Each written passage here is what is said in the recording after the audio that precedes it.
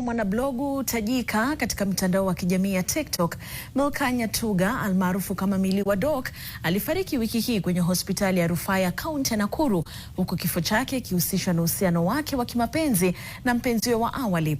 Madaktari kwenye hospitali ya rufaa ya Nakuru wamesema kwamba mwenda zake alifariki kutokana na mimba kuharibika na alikuwa amelazwa kwa hospitali hiyo mwezi Aprili kutokana na matatizo ya ujauzito. Na mtazamaji, ni taarifa yake mwanahabari wetu Bridget Ngana kutoka huko Nakuru.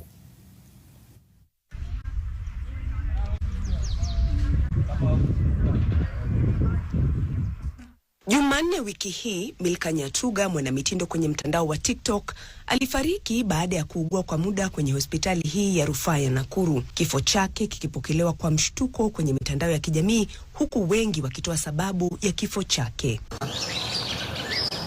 Ila madaktari kwa hospitali ya rufaa ya Nakuru wanasema kuwa Milly alifikishwa hapa akiwa hali mahututi na alikuwa anavuja damu ilhali ni mjamzito.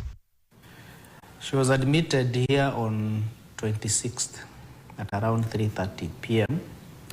as a referral from a private hospital. The issue that time was bleeding, heavy bleeding and pain, and a pregnancy that was around 6 months. So she was fairly unstable when she came. So she was stabilized, transfused, and then taken to theater around 5 p.m. where the surgery essentially was to remove the pregnancy and of course now stop the bleeding. Hali ya Milly haikuimarika hata baada ya upasuaji. Well, in the ward, that is when now they noticed the kidneys were not working well. She also had features of sepsis. Dialysis was done. We tried to change the antibiotics, but unfortunately we lost her on 3rd.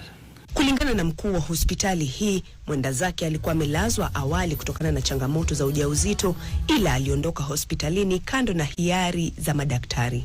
She had been admitted around in early April due to the same issues of pregnancy. Yeah, but she insisted on going home against medical advice. Now, what happened between those two admissions, I don't know. Taarifa kinzani kuhusu chanzo cha kifo cha Milly zimeendelea kuripotiwa kwenye mitandao ya kijamii, huku familia yake ikisusia kuzungumza juu ya kifo cha mwenda zake. Kufikia Ijumaa, familia iliondoa mwili wake kutoka makafani ya hospitali hii na kuipeleka kwa makafani binafsi. Madaktari hapa katika hospitali ya rufaa ya kaunti ya Nakuru wanasema kuwa Milly wa Doc alifariki kutokana na changamoto ya figo kufeli. Bridget Ngana, NTV, Nakuru.